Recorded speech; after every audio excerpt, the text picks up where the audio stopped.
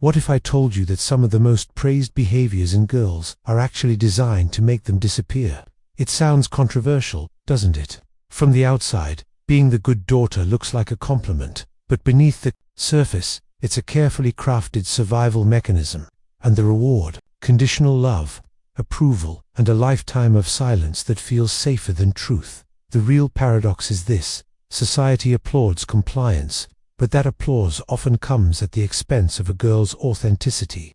Every smile, every nod, every moment she chooses peace over honesty builds a false self that looks perfect on the outside but feels hollow inside. And the cost isn't just emotional, it's deeply physical. In this journey, we're not just talking about rebellion, we're talking about liberation, about reclaiming the right to speak, feel, and take up space without fear of rejection. And if that feels impossible, stick around, because once you understand the hidden mechanics of this paradox, you'll never see being good the same way again. Some girls learn early on that to keep the peace around them, it's better to smile than to question. They become the easy to deal with ones, the ones who don't cause trouble, and because of that, they get praised. But behind that label lies something deeper, an emotional adaptation to survive. It's not manipulation, it's instinct. It's the mind and body building a safe version of themselves. This good daughter quickly figures out the game, suppress what she feels in order to keep the affection she receives. It's like wearing a perfectly fitted mask, so comfortable that, over time, she almost forgets what her own face looks like. People say, "She's so mature," but they don't realize that maturity came at the cost of hiding a big part of who she is. And here's the curious detail: this false version isn't a conscious lie. It's a reflection of how she learned to exist in a world that rewards silence and punishes authenticity. It feels safe, but the cost goes beyond the emotional. And this is where we enter a territory where the body, almost silently, begins to speak. That false self, so often praised and rewarded, slowly turns into a kind of prison. At first, it seems harmless. After all, being agreeable keeps relationships smooth. But inside, there's a quiet erosion happening. Emotions that aren't expressed don't just vanish. They settle deep, and the body begins to carry the weight. You might see it as constant tension in the shoulders, a subtle anxiety before social interactions, or even headaches that don't seem to have a clear cause. The body, in its physical form, speaks the truth when the voice can't. It's not just psychological, it's physiological.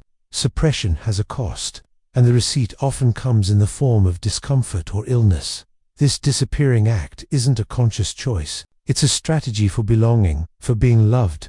But over time, the cost compounds. The physical toll isn't just aches and fatigue. It's the invisible energy drained from constantly holding back one's authentic self.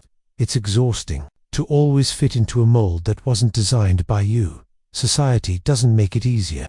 Cultural expectations reinforce this good daughter archetype, rewarding passivity and compliance. And when authenticity starts to feel dangerous, the mind chooses safety over truth. But that safety has cracks, and eventually, those cracks start to show in ways that can't be ignored. Here's where the paradox becomes crystal clear. Being yourself risks rejection, but adapting to be loved means losing authenticity. It's like standing at a crossroads, where both paths feel risky. One demands courage, the other demands your true self as payment. The question is, which cost are you willing to pay? The journey toward individuation isn't about tearing off the false self in one dramatic act. It's more like slowly loosening its grip, one small decision at a time. It starts with subtle acts of self-assertion, saying no when every part of you wants to default to yes. These moments build strength, and the physical body begins to feel lighter. Reclaiming the right to exist as a whole person takes patience. It's a process of learning to trust your own emotions again, without fearing they will push others away. Books like The Gifts of Imperfection by Brené Brown or Women Who Run with the Wolves by Clarissa Pinkola Estes can serve as powerful companions along this path, grounding you in the value of authenticity. The beauty is that individuation doesn't lead to isolation. It leads to belonging, not the kind that comes from compliance, but the kind rooted in being truly seen. And once you taste that freedom, the physical and emotional energy that returns can transform how you show up in the world, which opens the door to an even deeper question. So, what will you choose? The safety of silence or the risk of authenticity? It's not an easy decision, but it's one that shapes everything. The good daughter paradox teaches us that approval without authenticity is just a prettier version of invisibility, and the physical toll of disappearing. It's far too high a price to keep paying. Imagine how your life would feel if you didn't need to measure every word, if your voice carried the same weight as your silence once did. What relationships would change? What choices would you make differently? These are the questions that open the door to transformation, and the answers are waiting for you to take the first step.